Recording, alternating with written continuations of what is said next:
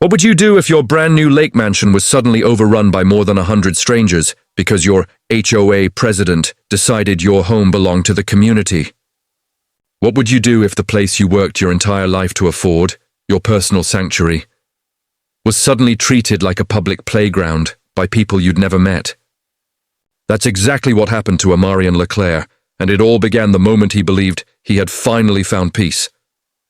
Amarian was 50 years old when he closed on the kind of lakefront property most people only see in magazines. After decades in the tech world, long nights, constant travel, and the pressure of living out of a suitcase, he wanted one thing: stillness. He found it in a sprawling mansion on Lake Norman in North Carolina's Piedmont region. The house wasn't just big, it felt intentional. Wide glass doors opened toward the lake, so the sunrise spilled into the living room like a slow-moving painting. The backyard sloped toward a private dock where Amarian imagined tying a boat or sitting with a fishing pole once he stepped away from consulting. Inside, every room felt filled with possibility. Polished wood floors, a high-ceilinged kitchen, perfect for hosting dinners, and a fireplace he pictured himself sitting beside when autumn brought its first chill. For Amarian, this wasn't just a home. It was a reward. He'd grown up in a modest neighborhood in Fayetteville, where a lake mansion sounded like a fantasy. His parents, hard-working but stretched thin, taught him early that if he wanted something more, he'd have to build it with his own hands. He remembered his mother telling him one quiet night, "If you want peace in this life, you'll have to create it yourself." When the keys touched his palm on closing day, he felt like he was finally living out her words. During his first week, he barely left the property. He unpacked slowly, enjoying the process instead of rushing. He cooked his own meals for the first time in years, instead of relying on hotel kitchens. One morning, he stepped out onto the dock barefoot and kayaked into the still water. The quiet felt sacred. Neighbors waved politely, though Amarian couldn't help noticing something strange. Their greetings felt more like quick evaluations than warm introductions. Still, he shrugged it off. He wasn't looking for close friendships. He just wanted privacy. But tension crept in quicker than he expected. HOA notices began appearing almost immediately. Reminders about lawn care, suggestions for deck chair colors, even a warning about his fencing choice. At first, he assumed it was typical HOA fussing. But one name appeared on every document: Geraldine Caffrey, the president of the Homeowners Association. He hadn't met her yet, but neighbors whispered about her constantly. One called her unyielding. Another muttered that she acted like she ran the entire shoreline. Amarian brushed it off, thinking he could handle a strict HOA president as long as she stayed out of his personal space. What he didn't know was that Geraldine was already paying very close attention to him. Geraldine wasn't the type who welcomed new neighbors with a smile. She was the type who measured your trash bin placement and criticized your landscaping choices. She treated the HOA bylaws like law books and believed they gave her near government authority. To Amarian, the house meant independence. To Geraldine, his arrival meant another property to monitor. And soon, their two visions were going to collide in a way the entire lake community would remember. But for now, Amarian had no idea. He was still enjoying the honeymoon phase of owning his dream home, believing everything was finally settling into place. His first direct interaction with Geraldine wasn't a greeting. It was a letter shoved under his door. The paper was thick and embossed with the HOA crest, as if she were issuing a royal decree. "We noticed your dock light does not match the community standard. Please make immediate adjustments." He laughed at first. A dock light? He'd barely been there 2 weeks. He didn't fix it right away, assuming they'd loosen up. He underestimated her. Geraldine, sharp-tongued, stern, and in her 60s, didn't see rules as suggestions. She used them as tools. She had run the HOA like her own kingdom for 2 decades, and most residents were too tired to challenge her anymore. She thrived on control. One Saturday, Amarian was having coffee on his porch when she marched straight up his driveway. Clipboard under her arm, she greeted him with a tight smile. "You must be Mr. Leclerc. I'm Geraldine Caffrey, president of the Lake Norman Homeowners Association." She didn't shake his hand. Instead, she began inspecting his porch. "I trust you've received our notices." I've seen a few, he answered politely. Good, we maintain a very specific aesthetic here. It keeps property values high. She pointed at his deck chairs. Those should be neutral colors. And your dock lighting, you've been told. I just moved in, he replied evenly. I think I deserve a little time to settle. Her smile stiffened. Of course. But our rules apply equally to everyone. He didn't miss the way she emphasized everyone. That night he called a friend. Man, I thought I escaped micromanagers when I retired, he joked. Now I've got this lady patrolling like she owns the lake. His friend laughed. HOAs will try to control how you breathe if you let them. But Geraldine wasn't stopping at rules. Within weeks, neighbors began mentioning strange things. Comments Geraldine had made about a Marion that he'd never said. And Geraldine said you're planning to host events, or she mentioned you might open your home for community gatherings. Each time, Marion frowned. I never said that. The truth was, Geraldine saw his mansion as an asset, something she could show off to elevate the HOA's image. In her mind, his home wasn't truly private. Then he ran into a couple at the grocery store. Excited for the big party, they asked. What party? He replied. Geraldine said you were hosting a graduation celebration for her nephew. He froze. That's the first I've heard of it. As he walked to his car, a bad feeling settled in his stomach. This was more than nitpicking. She was creating her own narrative about his home. Meanwhile, Geraldine was already planning behind the scenes. During HOA meetings, she talked about community unity and needing bigger gathering spaces. Without saying it outright, everyone knew she meant a Marion's mansion. She floated the idea of hosting her nephew's graduation party somewhere scenic. Everyone already knew which house she had in mind. After one meeting, Geraldine leaned close to a group of HOA members. My nephew is graduating this spring. We need a venue that reflects our community, and Mr. Leclerc's home would be perfect. Some people hesitated, but she waved them off. He's new. This will help him connect. And the HOA has discretionary rights for community use events, half true. Mostly misleading. But enough to quiet the room. Within days, whispers spread. Invitations were drafted. She booked caterers, a DJ, even valet parking. The event ballooned into a 100-person celebration at a house whose owner still knew nothing about it. One evening, while hosting a small dinner, his neighbor Sharon leaned over the railing and asked, Excited for the big party? Marion frowned. What party? The graduation bash. Geraldine said you were hosting. He set his fork down slowly. That's news to me. The next morning, he walked straight to Geraldine's door.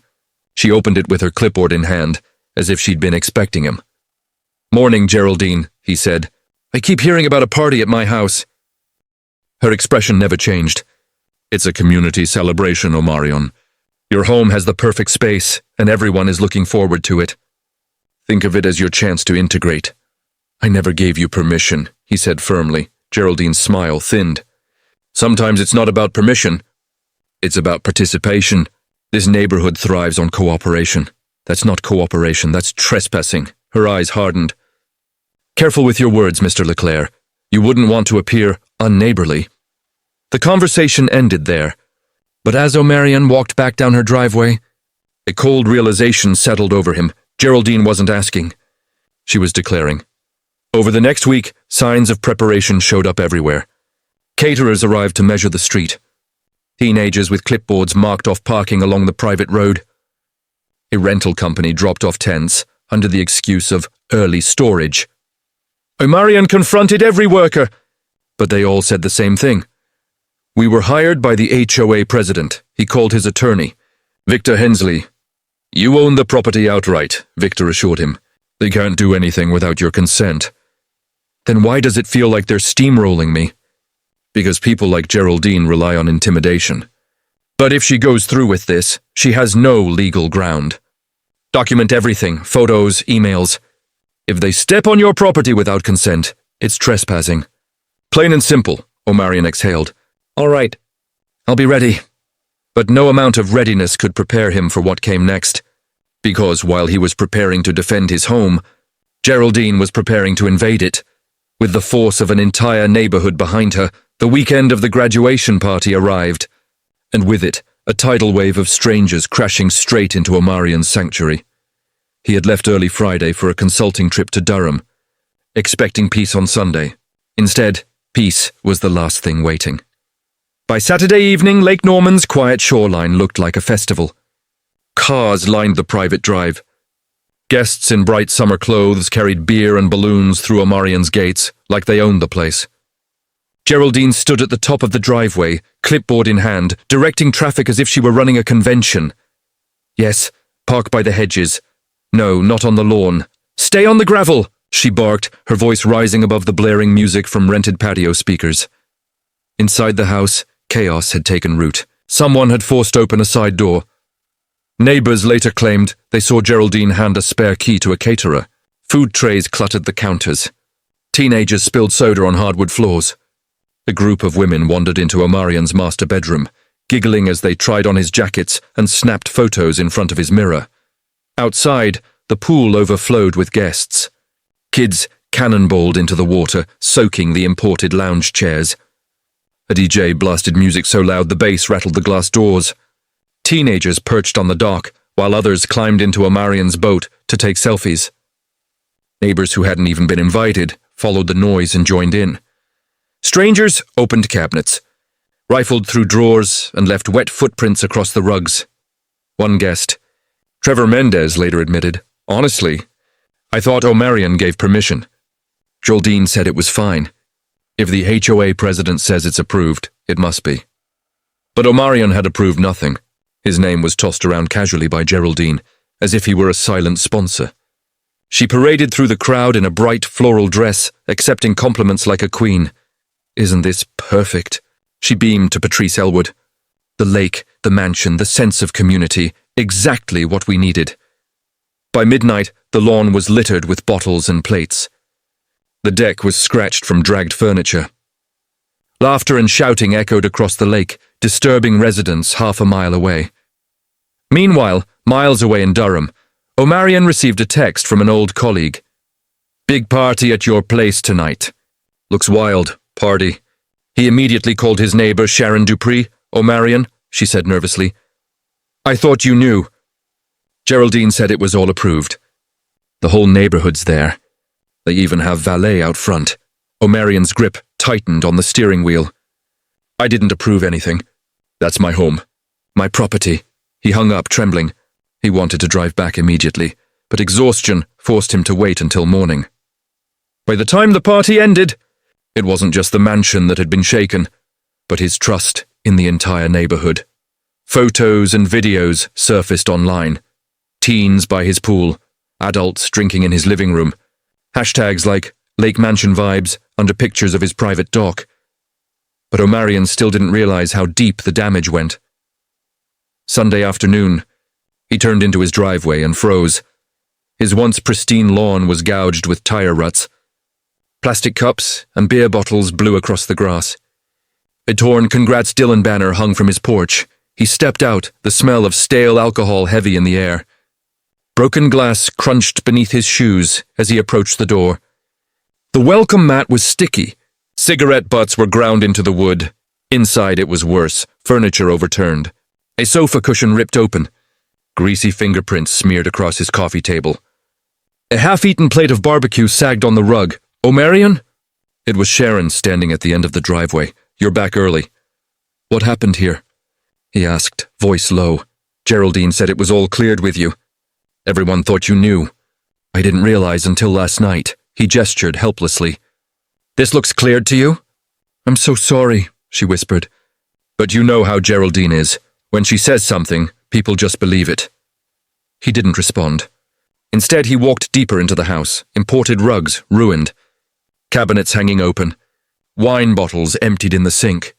Upstairs, shoes on his duvet, lipstick on the mirror, closet ransacked at the dock. Boards were cracked, rails loose, the boat cover torn, water pooling inside. That evening, he sat at the kitchen table and dialed Geraldine. "Mr. Leclerc," she answered briskly. "I was just about to follow up." "Tremendous success, wouldn't you say?" "You broke into my house," he said. "You trashed my property." "You had no right," Oh, don't exaggerate. No one broke in. We had access for community needs. You should be proud. Your home brought people together. Brought people together? His voice rose. My furniture is ruined. My dock is destroyed. Strangers were wearing my clothes.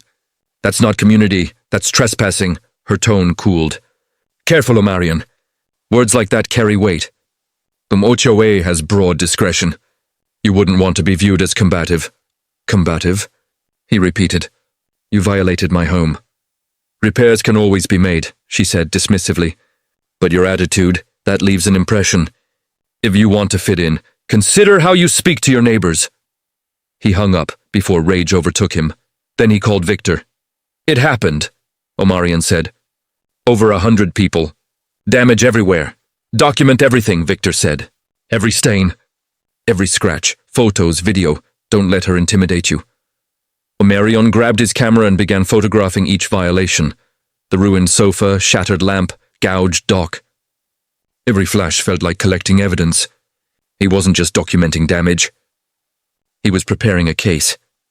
That night, he sat surrounded by wreckage, the smell of spilled beer lingering. He had moved here seeking peace, and instead found himself staring at the aftermath of a party he never agreed to host. But if Geraldine thought he would quietly accept it, she was wrong. Omarion Leclerc was not a man who could be bullied, and the next morning, after waking to the same devastation, he grabbed his keys at 9 a.m., got into his car, and drove straight to Geraldine Caffrey's house. 2 streets over, her house was as precise as her personality. White shutters, manicured shrubs carved into sharp angles, and a flagpole flying both the American flag and the HOA banner. Omarion parked by the curb and walked up the driveway, each step controlled. He knocked once, firm and steady. Seconds later, Geraldine appeared, perfectly composed in a pastel blouse, a fresh clipboard tucked under her arm. Omarion, she greeted, her tone almost rehearsed. I was wondering when you might stop by. Come in. He didn't budge. Instead, he stood tall in the doorway. We need to talk, right now. Her smile tightened, but she gestured toward the porch. Very well, let's discuss it here. Why did you do it? He asked bluntly. Why did you take over? My home without permission? Geraldine tilted her head, almost amused. Oh, come now. It wasn't an invasion. It was a celebration, a community event. Everyone loved it. Your property was the perfect backdrop. My property is not a backdrop, he snapped. It's my home. You had no right. She sighed, her voice dripping with condescension. You're new here, Omarion. You don't yet understand how things work in Lake Norman Estates. The HOA makes decisions for the good of everyone. Sometimes individuals must make small sacrifices for the greater community. That wasn't a small sacrifice, he said, his voice rising. You broke things. You let strangers walk through my bedroom. My dock is damaged. My clothes were touched. That's not community spirit. That's trespassing. Geraldine stiffened. Trespassing is a harsh word. Our bylaws allow for shared spaces. Shared spaces? Omarion cut in. Geraldine, my house isn't a park. It's not a clubhouse. It's not owned by the HOA. I bought it with my money. You don't get to rewrite property law to suit your ego. Her expression flickered, but she recovered quickly. If you want to live here peacefully, you'd be wise not to escalate things. Lawsuits and conflicts make for an uncomfortable neighborhood. A tense silence settled. Omarion studied her, realizing she genuinely believed intimidation would work. He leaned in slightly, voice calm but edged with steel. You think you can scare me into compliance? You're wrong. What you did was illegal, and I'm not letting it slide. You'll be hearing from my attorney. Geraldine's composure cracked for a heartbeat before she straightened her clipboard. Do what you feel you must, she said coolly. But remember, the community tends to side with me. Omarion stepped back. Then the community will learn what happens when they trample someone's rights. He walked away, each step sharp against the pavement. That evening, word spread fast. Omarion had confronted Geraldine and threatened legal action. Some neighbors sympathized, quietly admitting she'd gone too far.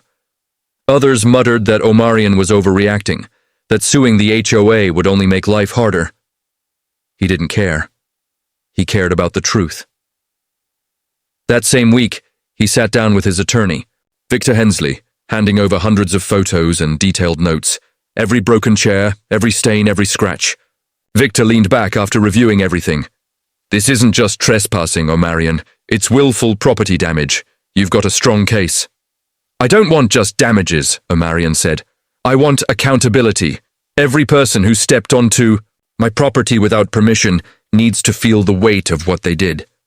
Victor nodded slowly. Then we go big. Geraldine, the HOA, and every guest, $100,000 each. O'Marion exhaled. Good, let them see what entitlement costs. While he prepared with legal precision, Geraldine was rallying allies, convinced she could charm her way out of anything. The official filing hit the Mooresville courthouse that Tuesday. The case name stood bold at the top, Leclerc versus Caffrey et al. Not just Geraldine, every single guest from the party. Over 100 names, $100,000 each. The neighborhood erupted. People whispered on sidewalks, stopped each other in grocery aisles, made frantic calls. He's suing all of us. Not just the HOA, everyone who went to the party. My nephew's on the list. Geraldine tried to maintain her usual control. She called an emergency HOA meeting that night. Her living room filled with anxious neighbors, many clutching the lawsuit papers they'd been served. This is absurd, Geraldine declared, standing like a commander before her troops. He can't possibly expect to win. It was a community celebration. No one intended harm. Douglas Renfro raised a trembling hand. Intent doesn't matter, Geraldine. We were on his property without permission. My granddaughter was there. You said it was fine. You said he approved it. Geraldine's jaw tightened. And I'll continue to say it. I acted under HOA authority. The HOA protects us. Protects us? Patrice Elwood snapped, panic in her voice. If the court sides with him, we're ruined. 100 names, that's millions. The room exploded with nervous chatter. Some glared at Geraldine. Some begged for a plan. Others stared at the floor. Listen to me, Geraldine insisted. He's bluffing. If we stand together, he'll fold. But murmurs of doubt rippled through the room. Meanwhile, O'Marion stayed quiet in his mansion, preparing with Victor. Neighbors now watched him openly. Some sympathetic, some resentful. One evening at a gas station, Sharon approached him carefully. O'Marion, are you really suing everyone?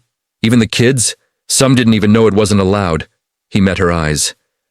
It's not revenge. It's responsibility. If you let something like this slide, it becomes normal. My home, the place I'm supposed to feel safe, was treated like a rental hall. And Geraldine told them it was fine. Someone has to answer for that. She nodded slowly, though worry lingered.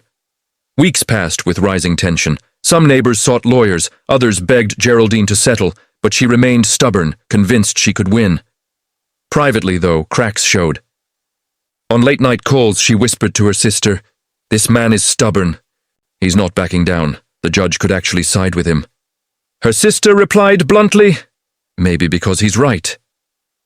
Still, Geraldine refused to accept it. O'Marion kept preparing, documenting everything. Victor outlined the strategy. We'll show the damage, the false authority, the deliberate misuse of private property. Courts care about facts, not popularity. And you have the facts. For the first time, O'Marion felt the ground shift in his favor. When the first hearing arrived, the Mooresville courthouse was packed. Neighbors came just to watch. O'Marion and Geraldine faced each other for the first time since the porch confrontation. O'Marion sat calm, dressed in a sharp navy suit. Geraldine arrived with 2 HOA board members, wearing a bright blazer and pearls, still clinging to her confidence. Judge Miriam Sloan entered, a sharp, no-nonsense woman known for valuing facts over theatrics. Victor presented the case. This is not a dispute over lawn care. This is a private home invaded by over 100 individuals under Miss Caffrey's direction. Photos passed to the judge. The trashed living room, stained rugs, broken dock. Murmurs spread through the gallery. Geraldine's attorney tried to downplay it. It was a harmless community gathering, no malice. At worst, a misunderstanding. Judge Sloan raised an eyebrow. A misunderstanding that caused over $75,000 in damage, Richard stammered. Property can be repaired. Relationships shouldn't be destroyed over technicalities. Omarion clenched his jaw but stayed silent. Witnesses followed. Sharon, nervous and guilty, confirmed Geraldine told them the event was approved. Then Douglas took the stand, furious. I questioned her that night. I told her it wasn't right. She said the HOA had the authority. People only went along with it because they trusted her. That truth hit the room hard. Geraldine shifted in her seat, scribbling on her clipboard as if it could shield her from the moment. Then Omarion took the stand. His voice was steady, but the hurt underneath was impossible to miss. I bought that house for peace, he said. And I came home to find it violated. Strangers touching my things, walking through my rooms. That wasn't a misunderstanding. That was a choice that told me my ownership meant nothing. The courtroom went silent. When Geraldine finally stood, her voice dripped with false sweetness. Your Honor, I acted in the community's best interest. Mr. Leclerc is new, and I thought hosting the event at his home would help him integrate. Judge Sloan leaned forward. Did Mr. Leclerc ever give you permission to use his property? Geraldine hesitated. Not explicitly. Not explicitly, the judge repeated. Or not at all. A long pause. Then a quiet, not at all. Victor rose immediately. There it is, Your Honor. No consent. Everything else is noise. The ruling was swift. Judge Sloan declared that the HOA members trespassed on Omarion's property and owed damages. Liability fell on Geraldine for orchestrating the event and on every attendee who stepped onto the property. The room erupted. Gasps, whispers, groans. Geraldine sat frozen, her smile gone. Her clipboard slipped from her hand. And for the first time since the chaos began, Omarion felt vindicated.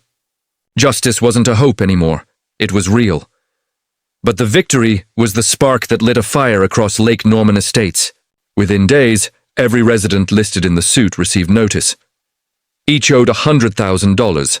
Some households had multiple family members named, doubling or tripling the damage.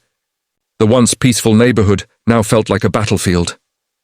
On his daily walks, Omarion noticed the shift. No more forced smiles. No more polite waves. Curtains twitched as he passed. Parents hurried children indoors at the sight of him. One evening, Sharon knocked, looking exhausted. They're furious, Omarion, she said. Some are blaming you more than Geraldine, he sighed. I didn't break into my own home, Sharon. They did. Blaming the man who defended himself won't change that. I know, she whispered, but they're scared. These settlements could ruin people. Some are thinking about selling their homes. Maybe fear will teach them about respect, he said. You can't violate someone's rights and expect no consequences. Meanwhile, Geraldine's rule over the HOA crumbled. Board members who once obeyed her now dodged her calls. At an emergency meeting, Douglas slammed his fist on the table. You lied to us, Geraldine. You dragged us into this. You ruined lives. I acted for the community, she protested. No, Douglas fired back. You acted for yourself. That night, a vote was taken. And for the first time in 20 years, Geraldine was removed as HOA president. She stormed out, clutching her clipboard, her authority gone. Some even whispered she might lose her own home to legal fees. News stations picked up the story. Headlines spread, Lakefront trespass sparks $10 million lawsuit. Strangers sent Omarion letters, some congratulating him, others sharing their own HOA horror stories. But the neighborhood itself continued to fracture. Families argued behind closed doors. Old friends avoided each other. Several residents packed up and moved away, unable to face the financial blow or the tension. Omarion walked his property often, taking in the damage. The scratches on the deck, the stains on the rugs, the dock that never looked quite the same. Every mark was a reminder of the night his sanctuary had been invaded. One afternoon, he sat by the lake with Victor. I won, Omarion said. But it doesn't feel like winning. That's because this wasn't about money, Victor replied. It was about principle, and principles rarely come with easy endings. Life in the neighborhood changed. New HOA leadership tried to rebuild trust, but the fractures ran deep. Geraldine vanished from community life, her reputation in ruins. O'Marion moved forward. He repaired what he could, fresh paint, new deck boards, new rugs, but he invested most in his peace of mind. New security. Locked gates. A home fortified by hard lessons. One Saturday, Sharon joined him for coffee. "Some of the neighbors still think you went too far," she said. "Maybe I did," he replied. "But if I hadn't drawn the line, who would have stopped them from crossing it again?" Nobody ever stood up to her, Sharon admitted. She seemed untouchable. "Silence doesn't protect you," he said. "It only protects the bully." That was the heart of it. O'Marion never sued them for revenge. He knew most couldn't afford the settlements. It was about the principle, about drawing a boundary that couldn't be erased. Property rights weren't just about fences or paint colors. They were about dignity, about respect, about the simple truth that no one has the right to take what doesn't belong to them. The case became a talking point in law schools and homeowner forums. And years later, O'Marion still received emails from people thanking him for giving them courage to stand up to their own HOAs. One message from a man in Texas struck him deeply. "I never fought back when my HOA overstepped. I let them walk over me until I finally had to sell my home. Your story helped me take a stand in my new one." "Thank you." O'Marion read the line several times. It reminded him that sometimes doing the hard thing doesn't just change your life, it gives others permission to defend theirs. The lake still glimmered at sunset. The mansion still stood tall, and O'Marion often sat on his dock, reflecting on how close he came to losing not just property, but peace. People would always talk. Some would call him harsh, some would call him brave. But what mattered was simple. When the line was crossed, he didn't fold, he stood. And if there was one lesson he wanted others to take from his story, it was this: respect matters. Boundaries matter, and silence, in the face of entitlement, is its own kind of surrender. To anyone listening, O'Marion would say, don't let fear of judgment stop you from standing up for your home, your peace, your dignity. It all matters, and no one has the right to take it from you. Because harmony without respect isn't harmony at all. It's control dressed in kindness. And if you enjoyed this story, don't forget to subscribe. More stories are coming. Stories about what happens when ordinary people stand up, speak out, and refuse to let entitlement win.